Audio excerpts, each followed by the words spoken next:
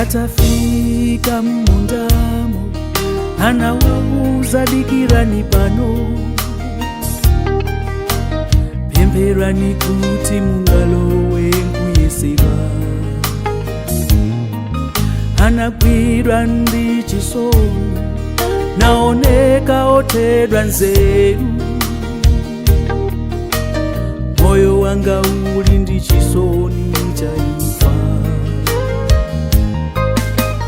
tasenza machimo adziko lonselo talekana koyamba ndi tate wake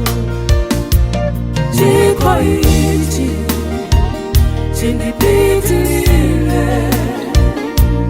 wasati kufuna kwanga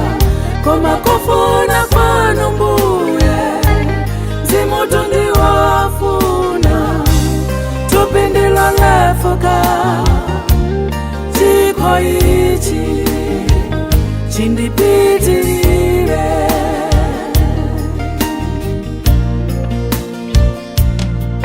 ndipo mperekayo anawapatsa chizindikiro amene ndidzamupsompsona ndiyeyo anamgwira namkwapula namtengera kwa oweruzawo namsenzetsa mtanda wamanyazi anatha kusankha kupewa zunzulo sanatsitse zikwiza ngelo chikho ichi chindipitilile wasati kufuna kwanga koma kufuna kwanu Mbuye zimutu ndiwafuna tupindilo lefuka chikho ichi chindipitilile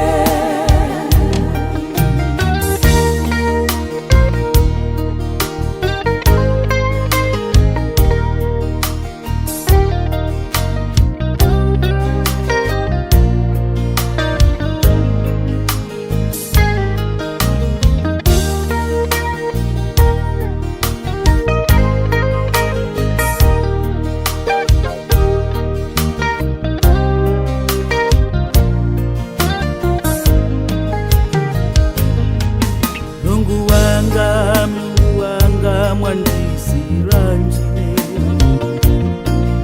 mwana wa Mulungu kupedwa chifukwa cha ine chikho ichi chindipitilile wasati kufuna kwanga koma kufuna kwanu Mbuye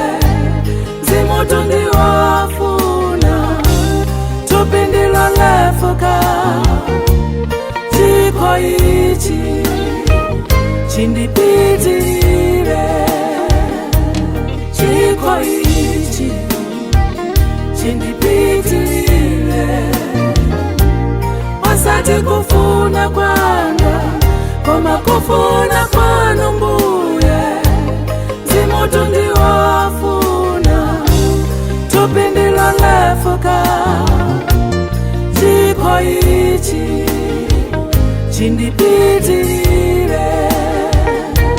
chikho ichi